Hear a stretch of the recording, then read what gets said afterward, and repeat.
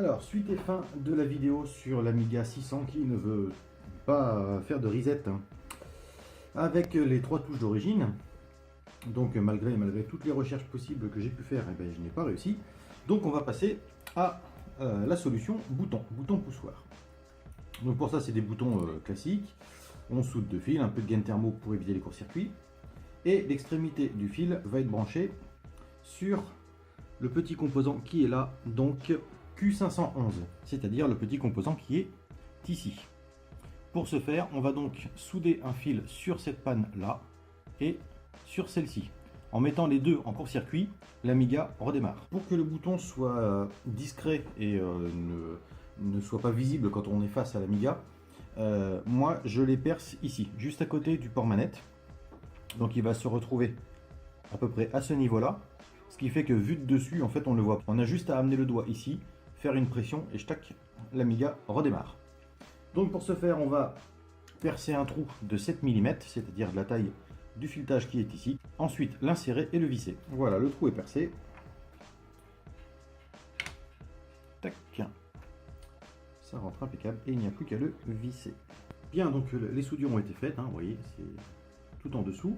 Le lecteur de disquette est vérifié qu'il n'y ait rien qui touche, qu'il n'y ait pas un fil ou un condensateur ou une patte ou quoi que ce soit qui viendrait forcer sur la carte. Donc là, on n'a rien du tout. On va pouvoir le refixer. Donc le lecteur a été nettoyé. Donc en fait j'ai nettoyé simplement les têtes de lecture et regraissé un petit peu le système mécanique.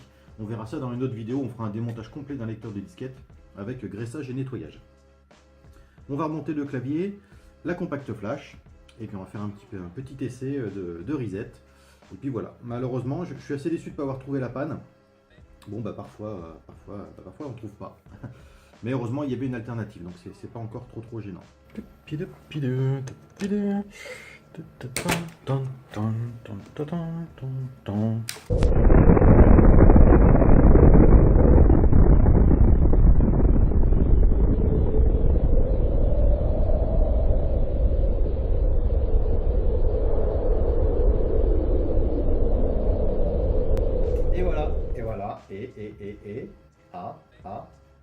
Contrôle.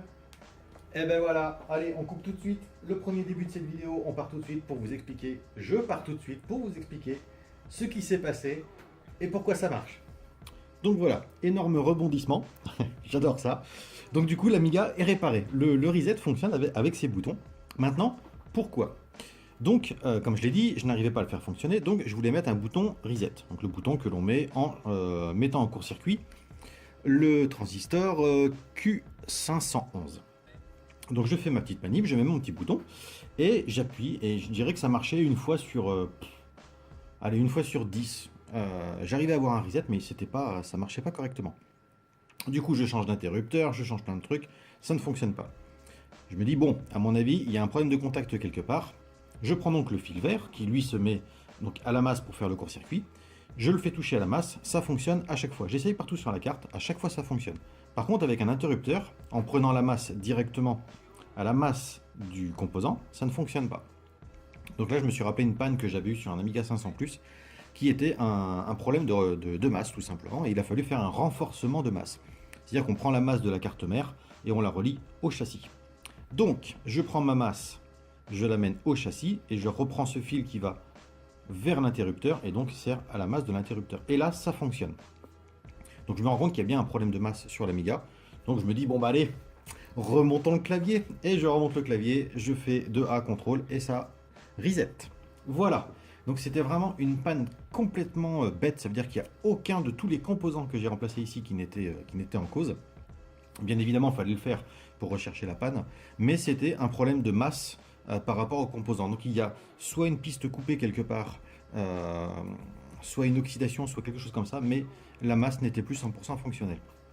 Donc là je suis quand même super content parce que du coup j'ai trouvé la panne et c'est réparé. L'inconvénient pour moi c'est qu'en fait le client tenait absolument à garder son Amiga d'origine, donc la solution du bouton était vraiment une solution extrême, et du coup j'ai résolu le problème après avoir percé la coque.